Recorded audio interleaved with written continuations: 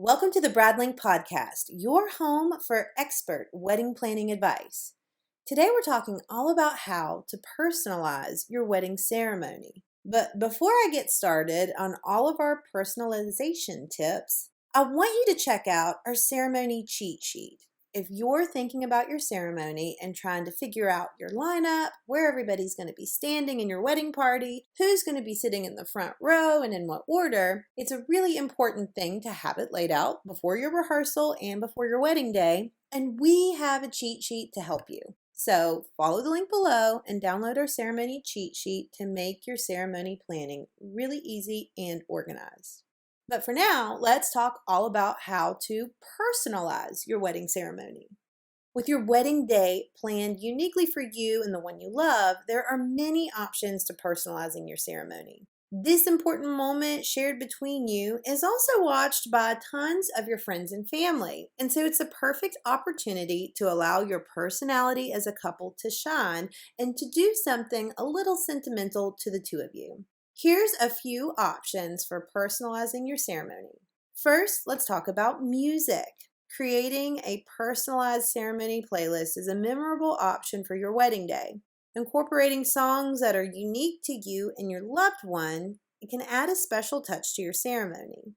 If you're working with a DJ, they can assist you in creating the right music list for your ceremony and simplify the process for you. You can lean on them for great advice on how long songs need to be, what songs go over well, and how to incorporate songs that are important to you. For those that are not working with a DJ, we recommend assigning a specific person to the job of playing your ceremony music. But we always recommend hiring a professional because you're going to lose that guidance that just comes from experience that you can't replicate by simply having somebody push a play button. The next option is to include a creative unity ceremony to personalize your wedding. Unity ceremonies are a traditional option for personalizing your ceremony. You can do things like mixing sand into a container or a jar, or lighting a candle together as a classic approach.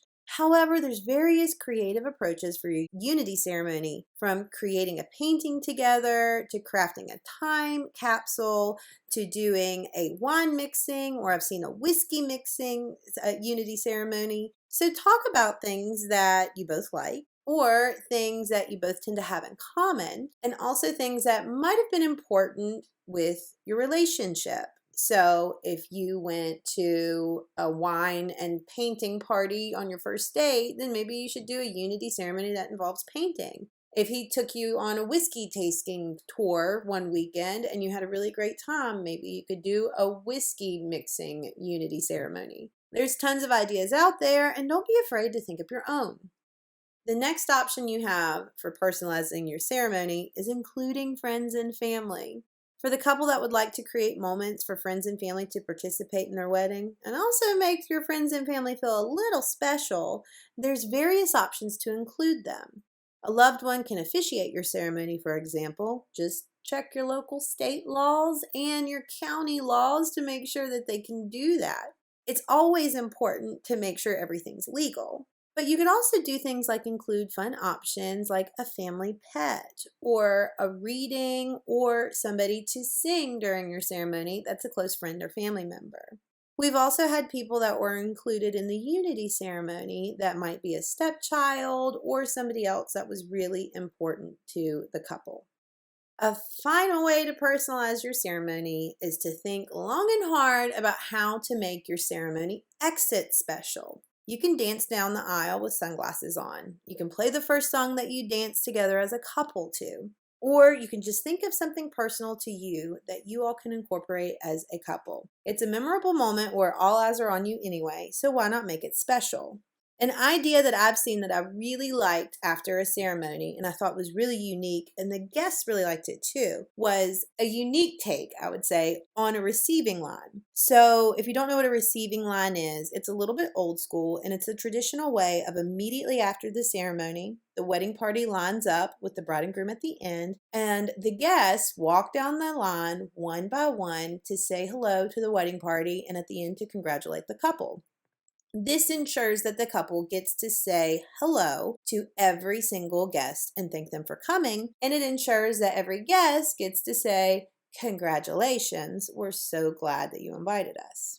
It can take a little bit of time, and I don't see a lot of modern weddings today doing a receiving line. Although, like I said, it's an easy way to greet every guest. So I had one couple that they walked down the wedding ceremony aisle right after they got married. The wedding party followed and exited just like normal. But then the couple looped back right up around the side to the front of the ceremony aisle, and they went down row by row and thanked every single guest for coming. Now, it didn't take that long because the guests can't have long, drawn out conversations with you at that moment because it's very obvious that you're there to greet all 100 people at your ceremony and you're doing it all at once. So it was very quick. Every single guest got to be said hello to before they went into pictures during cocktail hour and they were taken away from their guests for a while. And I just thought it was a nice way to include your guests, say hello, thank them for coming. They say congratulations, and then we can separate guests and couple. Couple can go into photos, guests can go into cocktail hour, but they're at least happy with seeing the couple for a second before they get introduced to the reception. I thought that was a really good way to personalize a wedding ceremony because it literally was personal. You personally got to thank every single guest for coming.